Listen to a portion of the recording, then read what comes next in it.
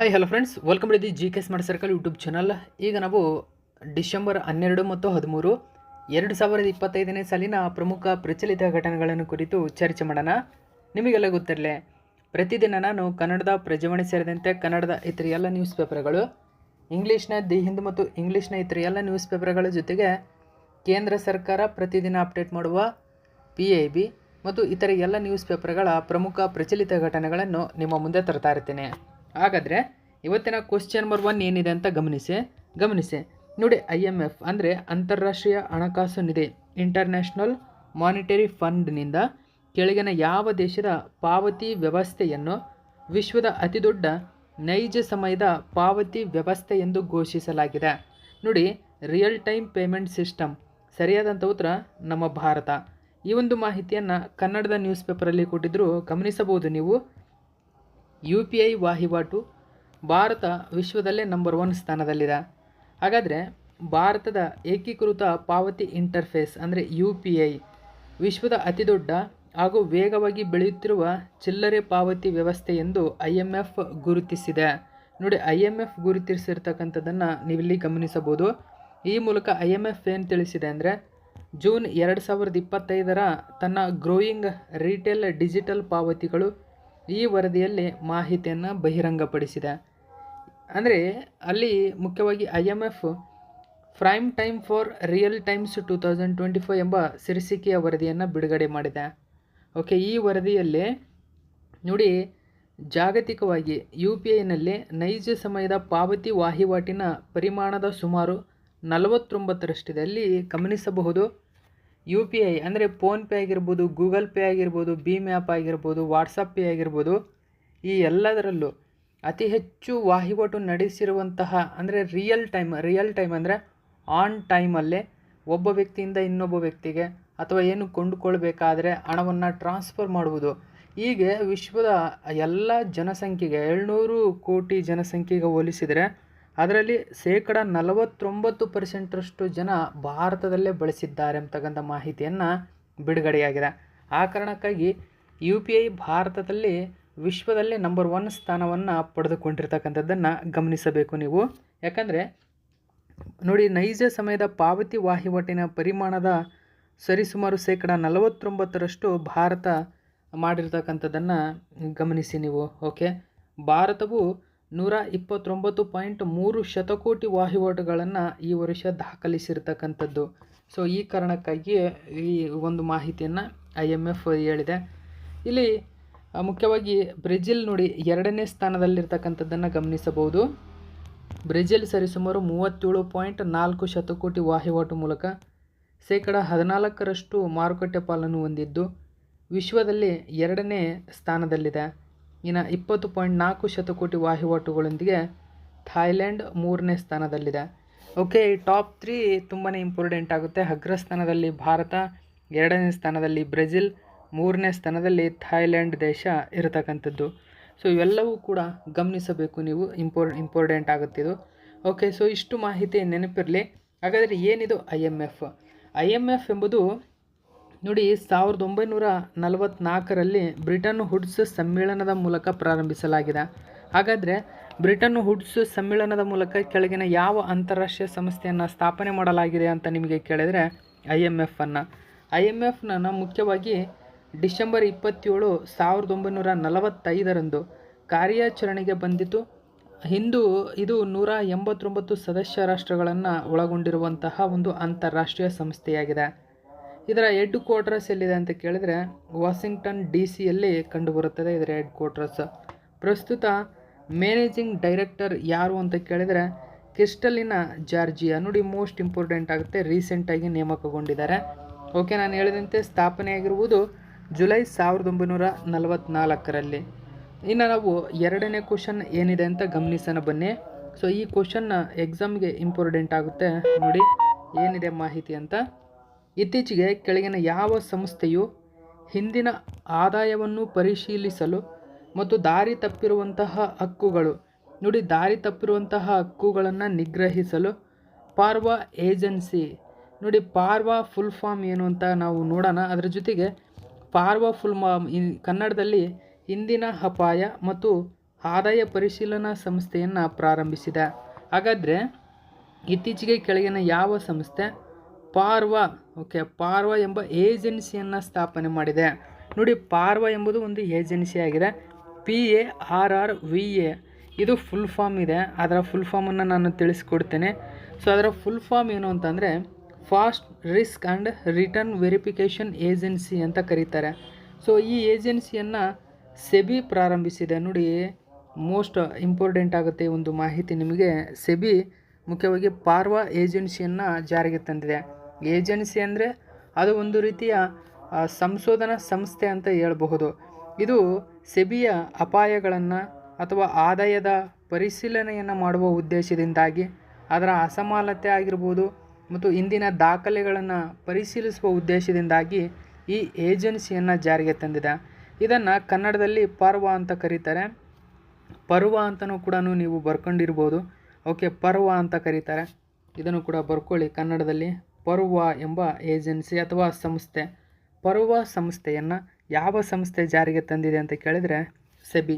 ಹಾಗಾದರೆ ಸೆಬಿ ಅಂದ್ರೇನು, ಸೆಬಿ ಯಾವಾಗ ಸ್ಥಾಪನೆಯಾಗಿದೆ, ಎಲ್ಲ ಡೀಟೇಲ್ಸನ್ನು ನೋಡೋಣ. ನೋಡಿ, ಒಂದು ಮಾಹಿತಿಯನ್ನು ಬಿಸ್ನೆಸ್ ಸ್ಟ್ಯಾಂಡರ್ಡ್ ನ್ಯೂಸ್ ಪೇಪರಲ್ಲಿ ಕೊಟ್ಟಿದ್ದಾರೆ. SEBI launched PaRRVA. So PaRRVA verify past returns curb misleading claims. ನೋಡಿ, ಮಿಸ್ಲೀಡಿಂಗ್ ಕ್ಲೈಮ್ಸ್ಗಳು ಮತ್ತು ಫಾಸ್ಟ್ ರಿಟರ್ನ್ಸ್ಗಳನ್ನು ಕುರಿತು ಇದು ಪರಿಶೀಲಿಸುವ ಕೆಲಸ ಮಾಡುತ್ತದೆ, ವೆರಿಫೈ ಮಾಡುತ್ತದೆ ಅವನ್ನು. ಸೊ ಈ ಕಾರಣಕ್ಕಾಗಿ ಈ ಒಂದು ಮಾಹಿತಿ ನಿಮಗೆ ಇಂಪಾರ್ಟೆಂಟ್ ಆಗುತ್ತೆ. ನೋಡಿ, ಸೆಬಿ ಈ ಒಂದು ಯೋಜನೆಯನ್ನು ಜಾರಿಗೆ ತಂದಿದೆ ಪಾರ್ವಾ. ಇಲ್ಲಿ ಕೇರ್ ರೇಟಿಂಗ್ಸ್ ಮತ್ತು NSE ಸಹಯೋಗದಲ್ಲಿ ಪೈಲಟ್ ಆಧಾರಿತವಾಗಿ ಇದನ್ನು ಆರಂಭಿಸಲಾಗಿದೆ. ಸೆಬಿ ನೋಂದಾಯಿತ ಹೂಡಿಕೆ ಸಲಹೆಗಾರರು, ಸಂಶೋಧನಾ ವಿಶ್ಲೇಷಕರು, ಆಲ್ಗೋ ಬ್ರೋಕರ್ಗಳಿಗೆ ಇದು ಅನ್ವಯಿಸುತ್ತದೆ.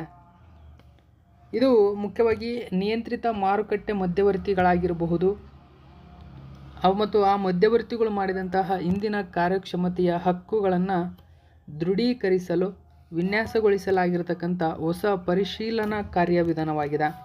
ನೋಡಿ, ಇದೊಂದು ಪರಿಶೀಲನಾ ಕಾರ್ಯವಿಧಾನ. ಇಷ್ಟು ಮಾಹಿತಿ ನೆನಪಿರಲಿ ಇದಕ್ಕೆ ಸಂಬಂಧಪಟ್ಟಂತೆ.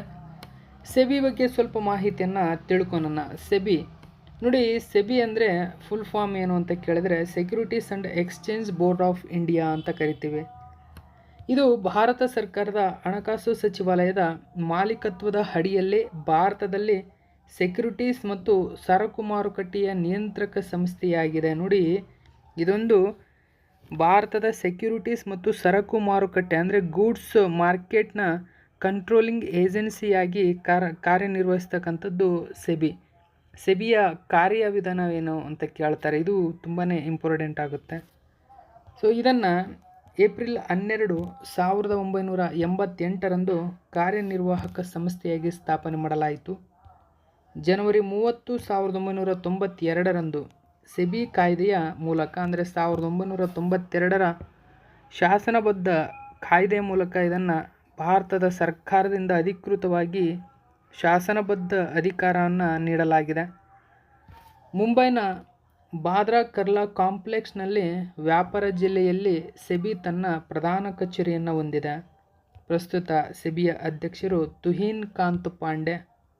ಇದು ತುಂಬಾ ಇಂಪಾರ್ಟೆಂಟ್. ಇವರು ಕೂಡ ರೀಸೆಂಟಾಗಿ ನೇಮಕಗೊಂಡಿದ್ದಾರೆ, ತುಹಿನ್ ಕಾಂತ್ ಪಾಂಡೆ. ಸೆಬಿಯ ಹೆಡ್ ಕ್ವಾರ್ಟರ್ಸ್ ಮುಂಬೈನಲ್ಲಿದೆ. ಅದರಲ್ಲೂ ಮುಂಬೈನ ಬಾಂದ್ರಾ ಕುರ್ಲಾ ಕಾಂಪ್ಲೆಕ್ಸ್ನಲ್ಲಿ ಕಂಡುಬರುತ್ತದೆ. ಇನ್ನು ನಾವು ಮೂರನೇ ಕ್ವಶನ್ ನೋಡೋಣ. ಇತ್ತೀಚೆಗೆ ಭಾರತದ ಮೊಟ್ಟಮೊದಲ incubator linked deep tech VC ನಿಧಿಯನ್ನು ಈ ಕೆಳಗಿನ ಯಾವ IITಗಳ society for innovation and entrepreneurship ಪ್ರಾರಂಭಿಸಿದೆ? ಇಲ್ಲಿ ಗಮನಿಸಬಹುದು ನೀವು, India's first incubator linked deep tech VC fund ಅಂತ ಕರಿತೀವಿ. ಹಾಗಾದರೆ ಇದರ ಉದ್ದೇಶವೇನು ಅಂತ ನಾವು ನೋಡೋಣ. Incubator linked deep tech VC fund ಇದನ್ನು ಮುಖ್ಯವಾಗಿ society for innovation and entrepreneurship ಪ್ರಾರಂಭಿಸಿದೆ. ಇದು IIT ಬಾಂಬೆಯ ಪ್ರಮುಖ ಸೊಸೈಟಿಯಾಗಿದೆ. ನೋಡಿ, IIT ಬಾಂಬೆ ಇದನ್ನು ಪ್ರಾರಂಭಿಸಿದೆ. ಭಾರತದಲ್ಲೇ ಮೊಟ್ಟ ಮೊದಲ ಬಾರಿಗೆ ಈ ರೀತಿಯಾಗಿರ್ತಕ್ಕಂಥ ಒಂದು ಸ್ಕೀಮ್ ಇದು. India's first 250 crore deep tech fund launch by IIT Mumbai.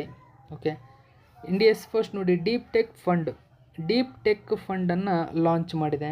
ಏನಿದು ಡೀಪ್ ಟೆಕ್ ಫಂಡ್, ಯಾವಕ್ಕಾಗಿ ಇದನ್ನು ಬಳಸ್ಕೊಳ್ತಾರೆ, ಎಲ್ಲ ಡೀಟೇಲ್ಸನ್ನು ನಾವು ನೋಡೋಣ. ನೋಡಿ, IIT ಬಾಂಬೆಯ ಶೈನ್ ಸಂಸ್ಥೆ ಇದನ್ನು ಪ್ರಾರಂಭಿಸಿದೆ. ಈ ನಿಧಿ ಮುಖ್ಯವಾಗಿ Y point venture capital fund ಎಂದು ಕರೆಯಲಾಗ್ತದೆ. ಈ ನಿಧಿಯ ಒಟ್ಟು ಕಾರ್ಪಸ್ 250 ಕೋಟಿ ನಾವು ಮೇಲೆ ನೋಡಿದಂತೆ. ಈ ನಿಧಿಯು ಭಾರತದ ಡೀಪ್ ಟೆಕ್ ಸ್ಟಾರ್ಟಪ್ಗಳಿಗೆ ಆರಂಭಿಕ ಹಂತದಲ್ಲೇ ಬಂಡವಾಳವನ್ನು ಪೂರೈಸುವ ಗುರಿಯನ್ನು ಹೊಂದಿದೆ. ನೋಡಿ, ಸೊ ಹಾಗಾದರೆ ಇಲ್ಲಿ ನಿಮಗೆ ಗೊತ್ತಾಗಿದೆ ಈ ಫಂಡಿನ ಉದ್ದೇಶವೇನು ಅಂದರೆ, ಯಾವುದಾದ್ರೂ ಒಂದು ಭಾರತದಲ್ಲಿ ಹೊಸದಾಗಿ ಸ್ಥಾಪನೆಯಾಗಿರತಕ್ಕಂಥ ಸ್ಟಾರ್ಟಪ್ ಕಂಪನಿಗೆ ಬಂಡವಾಳದ ಅವಶ್ಯಕತೆ ಎದುರಾದಾಗ ಸೊ ಈ ಫಂಡ್ನಿಂದ IIT ಮುಂಬೈ ಫಂಡನ್ನು ಕೊಡುತ್ತದೆ. ಸೊ ಇದನ್ನು ನೀವು ಗಮನಿಸಬೇಕು, ಇಂಪಾರ್ಟೆಂಟ್ ಆಗುತ್ತೆ. ಓಕೆ, ಇಷ್ಟೆಲ್ಲ ಮಾಹಿತಿ ನೆನಪಿರಲಿ. ನೆಕ್ಸ್ಟು 4ನೇ ಕ್ವಶನ್ ಏನಿದೆ ಅಂತ ಗಮನಿಸಿ. ಇತ್ತೀಚೆಗೆ ಭಾರತದ ಕೆಳಗಿನ ಯಾವ ಹಬ್ಬವನ್ನು ಯುನೆಸ್ಕೋದ ಮಾನವೀಯತೆಯ ಅಮೂರ್ತ ಸಾಂಸ್ಕೃತಿಕ ಪರಂಪರೆಯ ಪ್ರತಿನಿಧಿ ಪಟ್ಟಿಯಲ್ಲಿ ಸೇರಿಸಲಾಗಿದೆ? ಯುನೆಸ್ಕೋಸ್ ಹಾಲಿವುಡ್ನ ಕೆಳಗಿನ ಯಾವ ಅತ್ಯಂತ ಪ್ರಸಿದ್ಧ ನಟನನ್ನು ಟೈಮ್ಸ್ನ 2025ರ ವರ್ಷದ ಎಂಟರ್ಟೈನರ್ ಎಂದು ಗೌರವಿಸಲ್ಪಟ್ಟಿದ್ದಾರೆ? ನೋಡಿ, times entertainer of the year 2025. ಸರಿಯಾದಂಥ ಉತ್ತರ ಲಿಯೋನಾರ್ಡೋ ಡಿಕಾಫ್ರಿಯೋ ಅಂತ ಕರಿತೀವಿ. ಹಾಗಾದರೆ ಯಾರು ಲಿಯೋನಾರ್ಡೋ ಡಿಕಾಫ್ರಿಯೋ? ನೀವು ಟೈಟಾನಿಕ್ ಮೂವಿ ನೋಡಿರ್ಬೋದು. ಆ ಟೈಟಾನಿಕ್ ಮೂವಿಯಲ್ಲಿ ನಟಿಸಿರ್ತಕ್ಕಂತಹ ಆ್ಯಕ್ಟರ್ ಏನಿದ್ದಾರೆ, ಪುರುಷ ಆ್ಯಕ್ಟರು, ಸೊ ಆ ಆ್ಯಕ್ಟರನ್ನು ಈ ವರ್ಷದ Times entertainer of the year ಗೌರವಿಸಲಾಗಿದೆ. ಯಾಕಂದರೆ ಒಂದು ಮೂವಿ ತೆಗೆದ್ರು ಅದು ಆ ಮೂವಿಯಿಂದ ಅವರಿಗೆ ತುಂಬಾ ಎಂಟರ್ಟೈನ್ ಮಾಡ್ತಾರೆ ಜನರಿಗೆ. ಅತ್ಯಂತ ಕಾಮಿಡಿಯುಕ್ತ ಮತ್ತು ಒಂದು ಸಾಹಸ ಗಾದೆ, ಅದು ಮಿಸ್ಟರಿಯನ್ನು ಒಳಗೊಂಡಿರ್ತಕ್ಕಂಥ ಒಂದು ಮೂವಿ. ಓಕೆ, ಸೊ ಆ ಮೂವಿಯಲ್ಲಿನ ಅವರ ನಟನೆಗಾಗಿ Times entertainer of the year ಪ್ರಶಸ್ತಿಯನ್ನು ಘೋಷಣೆ ಮಾಡಲಾಗಿದೆ. ನೋಡಿ, Leonardo DiCaprio is Times 2025 entertainer of the year. So ನೀವು ಇಲ್ಲಿ ಗಮನಿಸಬಹುದು ಇವ್ರನ್ನ. ಓಕೆ, ಸೊ ಹೆಚ್ಚಿನ ಡೀಟೇಲ್ಸನ್ನು ನೋಡಿ, ಅವರ ಹೆಸರನ್ನು ಆಲ್ರೆಡಿ ನಾನು ಹೇಳಿದ್ದೀನಿ. Times 2025 entertainer of the year ಪ್ರಶಸ್ತಿಯನ್ನು ಪಡೆದುಕೊಂಡಿದ್ದಾರೆ. ಈ ವರ್ಷ ಈ ಗೌರವಕ್ಕೆ ಪಾತ್ರರಲು ಕಾರಣ ಏನು ಅಂದರೆ, ನೋಡಿ, ಡಿಕಾಪ್ರಿಯೋ ಮುಖ್ಯವಾಗಿ ಪಾಲ್ ಥಾಮಸ್ ಆಂಡರ್ಸನ್ ಅವರ ನಿರ್ದೇಶನದಲ್ಲಿ ಮೂಡಿಬಂದಂತಹ ಒನ್ ಬ್ಯಾಟಲ್ ಆಫ್ಟರ್ ಅನದರ್ ಚಿತ್ರದಲ್ಲಿನ ಬಾಬ್ ಫರ್ಗ್ಯೂಸನ್ ಎಂಬ ಪಾತ್ರಕ್ಕಾಗಿನ ಅವರ ನಟನೆಗಾಗಿ ಇದನ್ನು ನೀಡಲಾಗಿದೆ. ನೋಡಿ, ಪಾಲ್ ಥಾಮಸ್ ಆಂಡರ್ಸನ್ ಎಂಬತಕ್ಕಂಥವರು ಒನ್ ಬ್ಯಾಟಲ್ ಆಫ್ಟರ್ ಅನದರ್ ಎಂಬ ಚಿತ್ರವನ್ನು ನಿರ್ಮಾಣ ಮಾಡ್ತಾರೆ. ಬಾಬ್ ಫರ್ಗ್ಯೂಸನ್ ಎಂಬ ಹೆಸರಿನೊಂದಿಗೆ ಇವರ ಹೆಸರನ್ನು ಇರುತ್ತೆ ಅಲ್ಲಿ, ಡಿಕಾಪ್ರಿಯೋ ಅವರ ಹೆಸರು ಅಲ್ಲಿ ಬಾಬ್ ಫರ್ಗ್ಯೂಸನ್ ಅಂತ.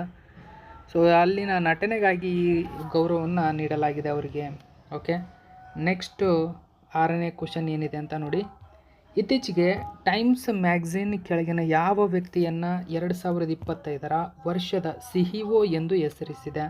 ನೋಡಿ, CEO ಆಫ್ ದ ಇಯರ್ 2025. ಸರಿಯಾದಂಥ ಉತ್ತರ ನೀಲ್ ಮೋಹನ್. ಮೋಸ್ಟ್ ಇಂಪಾರ್ಟೆಂಟ್ ಆಗುತ್ತೆ. ಹಾಗಾದರೆ ಯಾರು ಈ ನೀಲ್ ಮೋಹನ್? ಸೊ ನೀಲ್ ಮೋಹನ್ ಅವರಿಗೆ ಈ ಗೌರವ ನೀಡಲು ಕಾರಣವೇನು? ಎಲ್ಲ ಡೀಟೇಲ್ಸನ್ನು ನಾವು ನೋಡೋಣ. ಯೂಟ್ಯೂಬ್ಸ್ ಇಂಡಿಯನ್ ಒರಿಜಿನ್ CEO ಆಗಿರ್ತಕ್ಕಂಥ Neal Mohan named Times 2025 CEO of the year. ಹಾಗಾದರೆ ನೀಲ್ ಮೋಹನ್ ಯಾರು ಇವರು? ಯೂಟ್ಯೂಬ್ ಏನಿದೆ, ಈ ಯೂಟ್ಯೂಬ್ನ ಭಾರತೀಯ ಮೂಲದ ಮುಖ್ಯ ಕಾರ್ಯನಿರ್ವಾಹಕ ಅಧಿಕಾರಿ. ನೋಡಿ, ಯೂಟ್ಯೂಬ್ನ ಭಾರತೀಯ ಮೂಲದ ವ್ಯಕ್ತಿ ಇವರು ಪ್ರಸ್ತುತ ಯೂಟ್ಯೂಬ್ನ ಮುಖ್ಯ ಕಾರ್ಯನಿರ್ವಾಹಕ ಅಧಿಕಾರಿಯಾಗಿದ್ದಾರೆ, ನೀಲ್ ಮೋಹನ್. ಸೊ ಇವರನ್ನು ಟೈಮ್ಸ್ ಮ್ಯಾಗಝಿನ್ ಏನಿದೆ 2025ರ ವರ್ಷದ CEO ಎಂದು ಘೋಷಣೆ ಮಾಡಿದೆ. ನೋಡಿ, ವರ್ಷದ ಎಂಟರ್ಟೈನರ್, ವರ್ಷದ CEO. ಮೋಹನ್ 2023ರಿಂದ ಸಾಮಾಜಿಕ ಮಾಧ್ಯಮ ಮತ್ತು ಆನ್ಲೈನ್ ವಿಡಿಯೋ ಹಂಚಿಕೆ ವೇದಿಕೆಯಾದ ಯೂಟ್ಯೂಬ್ನ CEO ಆಗಿದ್ದು, ಸುಸಾನ್ ಹೋಜ್ಕಿಸ್ಕಿ ಅವರ ನಂತರ ಅಧಿಕಾರ ವಹಿಸಿಕೊಂಡಿದ್ದಾರೆ. ಯೂಟ್ಯೂಬ್ ಬಗ್ಗೆ ನೋಡಿ, ಯೂಟ್ಯೂಬ್ ಒಂದು ಅಮೆರಿಕನ್ ಸಾಮಾಜಿಕ ಮಾಧ್ಯಮ ಮತ್ತು ಆನ್ಲೈನ್ ವಿಡಿಯೋ ಹಂಚಿಕೆ ವೇದಿಕೆಯಾಗಿದ್ದು, ಇದು ಗೂಗಲ್ ಒಡೆತನದಲ್ಲಿದೆ. ಯೂಟ್ಯೂಬನ್ನು ಫೆಬ್ರವರಿ 14, 2005ರಂದು ಚಾಡ್ ಹರ್ಲಿ, ಜಾವೇದ್ ಕರೀಮ್ ಮತ್ತು ಸ್ಟೀವ್ ಚೆನ್ ಈ 3 ವ್ಯಕ್ತಿಗಳು ಸೇರಿ ಸ್ಥಾಪನೆ ಮಾಡ್ತಾರೆ. ನೋಡಿ, ಯೂಟ್ಯೂಬ್ ಯಾವ ಒಡೆತನದಲ್ಲಿದೆ? ಗೂಗಲ್ ಒಡೆತನದಲ್ಲಿ. ಸೊ ಇನ್ನು ಗಮನಿಸಬೇಕು ನೀವು, ಗೂಗಲ್ನ ಒಡೆತನದಲ್ಲಿ ಯೂಟ್ಯೂಬ್ ಇದೆ. ಆನ್ಲೈನ್ ಹಂಚಿಕೆ ವೇದಿಕೆ ಅದು. ಯಾರು ಸ್ಥಾಪನೆ ಮಾಡಿದರು ಮತ್ತು ಯಾವಾಗ ಸ್ಥಾಪನೆ ಮಾಡಿದರು? ಫೆಬ್ರವರಿ 14, 2005ರಲ್ಲಿ ಸ್ಥಾಪನೆಯಾಗಿದೆ. ಚಾಡ್ ಹರ್ಲಿ, ಜಾವೇದ್ ಕರೀಮ್, ಸ್ಟೀವ್ ಚೆನ್ ಎಂಬತಕ್ಕಂಥವ್ರು ಸ್ಥಾಪನೆ ಮಾಡ್ತಾರೆ. ಪ್ರಸ್ತುತ ಕಾರ್ಯನಿರ್ವಾಹಕ ಅಧಿಕಾರಿ ನೀಲ್ ಮೋಹನ್.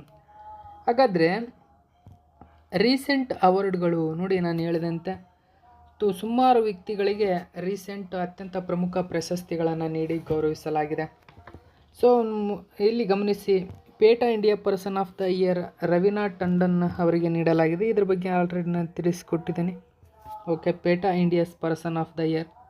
ಇನ್ನು global humane society animation welfare ನೋಡಿ, animal welfare award Anant Ambani ಅವರಿಗೆ ನೀಡಲಾಗಿದೆ.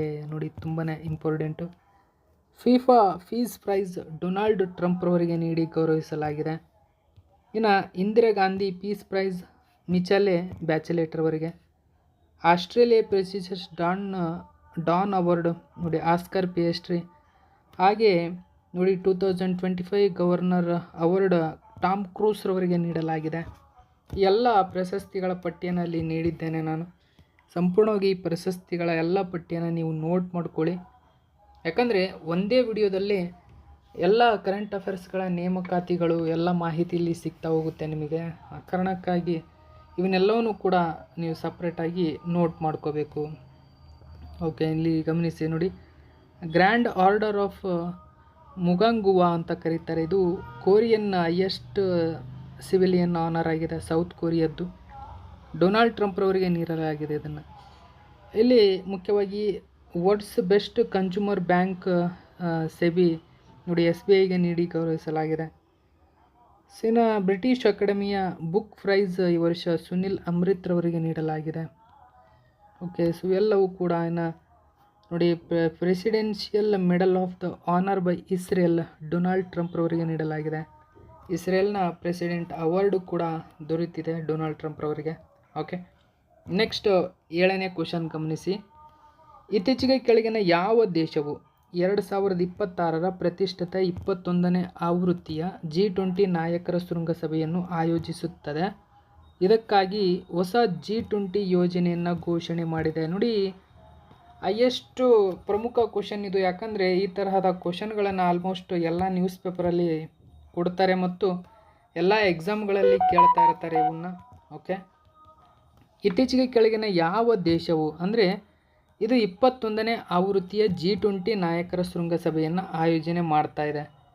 ಯಾರು ಆಯೋಜನೆ ಮಾಡ್ತಾ ಇದ್ದಾರೆ? ಅಮೇರಿಕ ಆಯೋಜನೆ ಮಾಡ್ತಾ ಇದೆ.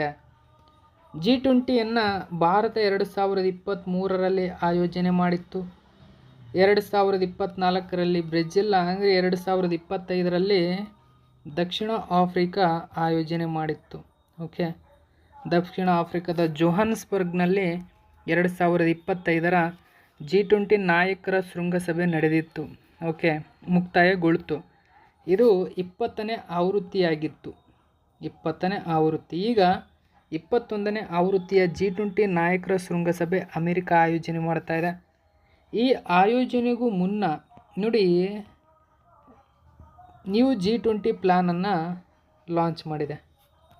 G20 ನಾಯಕರ ಒಂದು ಶೃಂಗಸಭೆ ಸಂದರ್ಭದಲ್ಲಿ ಹೊಸ G20 ಯೋಜನೆ, ನ್ಯೂ G20 ಪ್ಲ್ಯಾನನ್ನು ಲಾಂಚ್ ಮಾಡಿದೆ. ನೋಡಿ, US involves new G20 for 2026. So ಹಾಗಾದರೆ ಏನಿದು ಸೌತ್ ಆಫ್ರಿಕಾ? ಇದರಲ್ಲಿ ನೋಡಿ ಪೊಲಿಟಿಷ್ ಆಫ್ ಗ್ರೀವೆನ್ಸ್ ಅಂದರೆ ಸೌತ್ ಆಫ್ರಿಕಾವನ್ನು ಇಲ್ಲಿ ಅದು ಅವಹೇಳನ ಮಾಡಿದೆ. ಅಂದರೆ ಮುಖ್ಯವಾಗಿ ಈ G20 ಶೃಂಗಸಭೆಗೆ ಸೌತ್ ಆಫ್ರಿಕಾವನ್ನು ಆಹ್ವಾನಿಸಿಲ್ಲ ಅಮೇರಿಕ. ಇಲ್ಲಿ ನೀವು ಗಮನಿಸಬೇಕು. ಸೊ ಯಾವ ಕಾರಣ? ಇನ್ನು ಕಾರಣ ತಿಳಿಸಿಲ್ಲ, ಅದು ಮುಂದೊಂದು ದಿವಸ ಅದರ ಬಗ್ಗೆ ತಿಳಿಸ್ಕೊಡ್ತೀನಿ. ನೋಡಿ, ಜಾಗತಿಕ ಆರ್ಥಿಕ ವೇದಿಕೆಯನ್ನು ಪುನರ್ ನಿರ್ಮಿಸುತ್ತಿರುವ ಅಮೆರಿಕ 2026ರ 21ನೇ ಆವೃತ್ತಿಯ G20 ಶೃಂಗಸಭೆಯನ್ನು ಆಯೋಜಿಸುತ್ತದೆ. ಇದಕ್ಕಾಗಿ ಹೊಸ G20 ಯೋಜನೆಯನ್ನು ಘೋಷಣೆ ಮಾಡಿದೆ. ಇದರಲ್ಲಿ ಪೋಲ್ಯಾಂಡನ್ನು ಹೊಸ ಸದಸ್ಯ ರಾಷ್ಟ್ರವಾಗಿ ಗುರುತಿಸಿದೆ, ಆದರೆ ದಕ್ಷಿಣ ಆಫ್ರಿಕಾವನ್ನು ಹೊರಗಿಡಲಾಗಿದೆ. ನೋಡಿ, ಪೋಲ್ಯಾಂಡನ್ನು ಹೊಸ ಸದಸ್ಯ ರಾಷ್ಟ್ರವಾಗಿ ಗುರುತು ಮಾಡಿದೆ.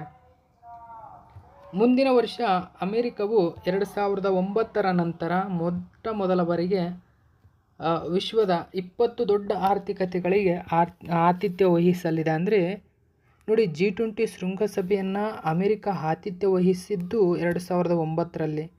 ಇದು 2ನೇ ಬಾರಿಯಾಗಿದೆ ಎಂಬುದನ್ನು ಗಮನಿಸಬೇಕು. G20 ಬಗ್ಗೆ ಸ್ವಲ್ಪ ಮಾಹಿತಿಯನ್ನು ನಾವು ತಿಳ್ಕೊಳ್ಳೋಣ. G20 ಅಥವಾ ಗ್ರೂಪ್ ಆಫ್ 20 ಅಂತ ಕರೀತಾರೆ ಇದನ್ನು. ಇದು 19 ದೇಶಗಳು ಮತ್ತು ಯುರೋಪಿಯನ್ ಯೂನಿಯನ್ ಒಳಗೊಂಡಂತೆ ಒಟ್ಟು 20 ಸದಸ್ಯ ರಾಷ್ಟ್ರಗಳನ್ನು ಹೊಂದಿರತಕ್ಕಂಥ ಅಂತರ್ ಸರ್ಕಾರಿ ವೇದಿಕೆಯಾಗಿದೆ. ಹಲವಾರು ವಿಶ್ವ ಆರ್ಥಿಕ ಬಿಕ್ಕಟ್ಟುಗಳಿಗೆ ಪ್ರತಿಕ್ರಿಯೆಯಾಗಿ G20ಯನ್ನು ಸೆಪ್ಟೆಂಬರ್ 26, 1999ರಲ್ಲಿ ಸ್ಥಾಪನೆ ಮಾಡಲಾಗಿದೆ. ನೋಡಿ, ಸೆಪ್ಟೆಂಬರ್ 26, 1999ರಲ್ಲಿ. G20 ಸಮ್ಮೇಳನ ಮೊದಲು ನಡೆದಿದ್ದೆಲ್ಲಿ ಅಂತ ಕೇಳಿದರೆ ಮೊಟ್ಟಮೊದಲ ಆವೃತ್ತಿ ಅಮೆರಿಕದಲ್ಲೇ 2008ರಲ್ಲಿ. ಎರಡನೇದಾಗಿ ಇಂಗ್ಲೆಂಡ್ನಲ್ಲಿ ನಡೆದಿತ್ತು 2009ರಲ್ಲಿ. ನಂತರ ಅಮೇರಿಕಾ, ಕೆನಡಾ ಹೀಗೆ ನಡೆದಿದೆ. ಸೊ ಅಮೇರಿಕಾ ಅಂದರೆ ಪರ್ಟಿಕ್ಯುಲರ್ ಆಗಿ ಉತ್ತರ ಅಮೇರಿಕಾ, ದಕ್ಷಿಣ ಅಮೇರಿಕಾದಲ್ಲಿ ನೋಡಿ ವಿವಿಧ ದೇಶಗಳಿದ್ದಾವೆ. ಅಂದರೆ ಅಲ್ಲಿ ರಾಜ್ಯಗಳು ಅಂತವನ್ನು ಪರಿಗಣಿಸ್ತಾರೆ. ಆ ಸ್ಥಳಗಳಲ್ಲಿ ನಡೆದಿದೆ. ಈಗ ನಡೀತಾ ಇರತಕ್ಕಂಥದ್ದು ಪರ್ಟಿಕ್ಯುಲರ್ ಆಗಿ ಅಮೇರಿಕಾದಲ್ಲೇ. ಇದನ್ನು ನೀವು ಗಮನಿಸಬೇಕು. ಅಂದರೆ ನ್ಯೂಯಾರ್ಕ್ ಅಥವಾ ವಾಷಿಂಗ್ಟನ್ DC ನಡೆಯಲಿದೆ. ಸೊ ನೋಡಿ, ಮುಖ್ಯವಾಗಿ 18ನೇ ಆವೃತ್ತಿ ಅಂದರೆ 2023ರಲ್ಲಿ ಭಾರತ ಮೊಟ್ಟ ಮೊದಲ ಬಾರಿಗೆ ಈ ಸಮ್ಮೇಳನವನ್ನು ಆಯೋಜನೆ ಮಾಡಿತ್ತು. 2025ರಲ್ಲಿ ಅಂದರೆ 20ನೇ G20 ಸಮ್ಮೇಳನವನ್ನು ಸೌತ್ ಆಫ್ರಿಕಾ ತನ್ನ ರಾಜಧಾನಿ ಜೋಹಾನ್ಸ್ಬರ್ಗ್ನಲ್ಲಿ ಆಯೋಜನೆ ಮಾಡಿತ್ತು. 21ನೇ ಆವೃತ್ತಿ ಇದೀಗ ಅಮೆರಿಕದಲ್ಲಿ ನಡೆಯಲಿದೆ. ಸೊ ಇದು G20ಯ ಒಂದು ಸಂಪೂರ್ಣ ಮಾಹಿತಿಯಾಗಿದೆ. ಓಕೆ, ಇಷ್ಟು ಮಾಹಿತಿ ನೆನಪಿರಲಿ. ನೆಕ್ಸ್ಟು 8ನೇ ಕ್ವಶನ್ ನೋಡಿ. 2025ರ ISSF ವಿಶ್ವಕಪ್ ಫೈನಲ್ನಲ್ಲಿ ಮಹಿಳೆಯರ 25 ಮೀಟರ್ ಪಿಸ್ತೂಲ್ನಲ್ಲಿ ಕೆಳಗಿನ ಯಾರು ಚಿನ್ನದ ಪದಕ ಗೆದ್ದಿದ್ದಾರೆ? ಸರಿಯಾದಂಥ ಉತ್ತರ ಸಿಮ್ರಾನ್ ಪ್ರೀತ್ ಕೌರ್ ಬ್ರಾರ್. ಓಕೆ, ಸಿಮ್ರಾನ್ ಪ್ರೀತ್ ಕೌರ್ ಬ್ರಾರ್ ಅಂತ ಕರಿತೀವಿ. 25 ಮೀಟರ್ ಪಿಸ್ತೂಲ್ನಲ್ಲಿ ಇವರು ಚಿನ್ನದ ಪದಕ ಅಥವಾ ಗೋಲ್ಡ್ ಮೆಡಲನ್ನು ಸಾಧಿಸಿದ್ದಾರೆ. ಓಕೆ, ನ್ಯೂಸ್ ಪೇಪರಲ್ಲಿ ಮಾಹಿತಿ ಕೊಟ್ಟಿದ್ದಾರೆ, ಗಮನಿಸಬಹುದು ನೀವು. ಓಕೆ, ಈ ಮಾಹಿತಿ ಇತ್ತು. ಹಾಗಾದರೆ 2025ರ ISSF ವಿಶ್ವಕಪ್ ಫೈನಲ್ ಎಲ್ಲಿ ನಡೆದಿದೆ? ಗಮನಿಸಬಹುದು, ಕತಾರ್ನ ದೋಹಾದಲ್ಲಿ ನಡೆದಿರತಕ್ಕಂಥದ್ದು. ಕತಾರ್ನ ದೋಹಾದಲ್ಲಿ ನಡೆದಿದೆ. ಸ್ಪೋರ್ಟ್ಸ್ ಈವೆಂಟನ್ನು ಗಮನಿಸಿ. ಅಂದರೆ ಇತ್ತೀಚೆಗೆ ನಡೆದಿರತಕ್ಕಂಥ ಸ್ಪೋರ್ಟ್ಸ್ ಈವೆಂಟ್ಗಳು ಮತ್ತು ಅಲ್ಲಿ ಪಡೆದಿರತಕ್ಕಂಥ ಪ್ರಶಸ್ತಿಗಳನ್ನು ನಾವು ನೋಡೋದಾದರೆ, ಸೊ ಒಂದನೇದಾಗಿ ನೀವು ಇಲ್ಲಿ ಗಮನಿಸಬಹುದು ಸ್ನೇಹಿತರೆ, ಡಿಸೆಂಬರ್ 6ರಂದು 26,000 ಇಂಟರ್ನ್ಯಾಷನಲ್ ರನ್ ಹೊಡೆಯುವುದರ ಮೂಲಕ ರೋಹಿತ್ ಶರ್ಮಾ ಈ ಸಾಧನೆ ಮಾಡಿದ 3rd ODI against South Africa. Okay, ನೋಡಿ, ಸೌತ್ ಆಫ್ರಿಕಾ ನಡುವಿನ ಈ ತಂಡದಲ್ಲಿ ರೋಹಿತ್ ಶರ್ಮಾ 20,000 ರನ್ಗಳನ್ನು ದಾಟಿದ್ದಾರೆ. ಓಕೆ, ಇದು ಕೂಡ ನೆನಪಿರಲಿ. ಇನ್ನು ಮುಖ್ಯವಾಗಿ ಅರ್ಜುನ್ ಎರಗೈಸಿ ನೋಡಿ ಜೆರುಸಲೆಮ್ ಮಾಸ್ಟರ್ಸ್ 2025 ಟೈಟಲನ್ನು ತಮ್ಮದಾಗಿಸಿಕೊಂಡಿದ್ದಾರೆ. ಖೇಲೋ ಇಂಡಿಯಾ ಯೂನಿವರ್ಸಿಟಿ ಗೇಮ್ಸ್ 2025ರಲ್ಲಿ ಚಂಡೀಗಢ ಯೂನಿವರ್ಸಿಟಿ ಅಗ್ರಸ್ಥಾನ ಪಡೆದುಕೊಂಡಿದೆ. ಆಲ್ರೆಡಿ ತಿಳಿಸಿಕೊಟ್ಟಿದ್ದೀನಿ. ಇನ್ನು first female brand ambassador of Punjab national bank Harmanpreet Kaur, ಇದನ್ನು ಕೂಡ ನಾನು ತಿಳಿಸ್ಕೊಟ್ಟಿದ್ದೀನಿ. ಪಂಜಾಬ್ ನ್ಯಾಷನಲ್ ಬ್ಯಾಂಕ್ನ ಫಸ್ಟ್ ಫೀಮೇಲ್ ಬ್ರ್ಯಾಂಡ್ ಅಂಬಾಸಿಡರ್ ಆಗಿ ಇವರು ಆಯ್ಕೆಯಾಗಿದ್ದಾರೆ. ಇನ್ನು emerging professional sports event of the year award at the India sports award 2025, ಇದರಲ್ಲಿ ಆರ್ಚರಿ ಪ್ರೀಮಿಯರ್ ಲೀಗ್ ತಂಡದ ವತಿಯಿಂದ ಚಾಂಪಿಯನ್ ಪ್ರಶಸ್ತಿಯನ್ನು ಅಂದರೆ ಅಗ್ರಸ್ಥಾನ ಪ್ರಶಸ್ತಿಯನ್ನು ಪಡೆದುಕೊಂಡಿದೆ. Emerging professional sports event of the year ಅವಾರ್ಡನ್ನು ಪಡೆದುಕೊಂಡಿರತಕ್ಕಂಥದ್ದು ಆರ್ಚರಿ ಪ್ರೀಮಿಯರ್ ಲೀಗ್, APL ಅಂತ ಕರೀತಾರೆ ಇದನ್ನು. ಓಕೆ, ಇದು ಕೂಡ ನೆನಪಿರಲಿ. ಇನ್ನು world athletics of the year men, ಇಲ್ಲಿ ಆರ್ಮಂಡ್ ಡುಪ್ಲಾಂಟಿಸ್ ವಿಮೆನ್ ಕ್ಯಾಟಗರಿಯಲ್ಲಿ ಮುಖ್ಯವಾಗಿ ಸಿಡ್ನಿ ಮೂಲದ ನೋಡಿ ಸಿಡ್ನಿ ಇದು ಮೆಕ್ಲೆಗ್ಲಿನ್ ಅಂತ ಕರೀತಾರೆ. ಲೆವರ್ನೋ ಯು ಎಸ್ ಎ ಇವರು. ಅರ್ಮಾಂಡ್ ಡುಪ್ಲಾಂಟಿಸ್ ಪುರುಷರ ವಿಭಾಗದಲ್ಲಿ ವರ್ಷದ ವಿಶ್ವ ಅಥ್ಲೆಟಿಕ್ಸ್ ಆಫ್ ದ ಇಯರ್ ಪದಕವನ್ನು ಪಡೆದಿದ್ದಾರೆ. ಓಕೆ, ಇವು ಎರಡನ್ನೂ ಕೂಡ ಆಲ್ರೆಡಿ ತಿಳಿಸಿದ್ದೀನಿ. World athletics of the year men ಯಾರು ಅಂದರೆ Armand Duplantis, Armand. Okay, women ಕ್ಯಾಟಗರಿಯಲ್ಲಿ Sydney McLaughlin Levrone. Okay, U S A ದೇಶದವರು. ವರ್ಲ್ಡ್ ಸ್ಕಿಲ್ಸ್ ಏಷ್ಯಾ ಕಾಂಪಿಟೇಟಿವ್ನಲ್ಲಿ ಭಾರತ 8ನೇ ಸ್ಥಾನದಲ್ಲಿದೆ. ಆಲ್ರೆಡಿ ಇದರ ಬಗ್ಗೆ ಎಲ್ಲ ತಿಳಿಸಿದ್ದೀನಿ. ಸ್ಪೋರ್ಟ್ಸ್ ಇವೆಂಟ್ ಆಗಿರುವುದರಿಂದ ಇವೆಲ್ಲವೂ ಸ್ಪೋರ್ಟ್ಸ್ಗೆ ಸಂಬಂಧಪಟ್ಟಂತಹ ಮಾಹಿತಿ ಇವು. ಆ ಕಾರಣಕ್ಕಾಗಿ ನೆನಪಿರಲಿ. ಸೊ ಇವತ್ತಿನ ಪ್ರಶ್ನೆಗಳು ನಿಮಗಾಗಿ ಪ್ರತಿಯೊಬ್ಬರು ಇದಕ್ಕೆ ಆನ್ಸರ್ ಮಾಡಿ. 1ನೇ ಕ್ವಶನ್, 20ನೇ G20 ಸಮ್ಮಿಟ್ 2025 ಯಾವ ದೇಶವು ಆತಿಥ್ಯ ವಹಿಸಿತ್ತು? ಆಲ್ರೆಡಿ ಹೇಳಿದ್ದೀನಿ, ತಿಳಿಸಿ. 2ನೇದಾಗಿ ಕಲ್ಬೇಲಿಯ ಜಾನಪದ ಗೀತೆಗಳು ಮತ್ತು ನೃತ್ಯಗಳು ಯಾವ ರಾಜ್ಯದಲ್ಲಿ ಪ್ರಸಿದ್ಧ? ಇವೆರಡಕ್ಕೂ ಪ್ರತಿಯೊಬ್ಬರು ಆನ್ಸರ್ ಮಾಡ್ತೀರಾ ಅಂದ್ಕೊಂಡಿದ್ದೀನಿ. ಸೊ ಆನ್ಸರ್ ಮಾಡಿ. ಇದು ಇವತ್ತಿನ ಪ್ರಮುಖ ಪ್ರಚಲಿತ ಘಟನೆ. ಇದೇ ತರಹದ ಮಾಹಿತಿಯೊಂದಿಗೆ ಮತ್ತೆ ನಿಮ್ಮನ್ನು ಭೇಟಿ ಆಗ್ತೀನಿ. Thank you so much for watching my video.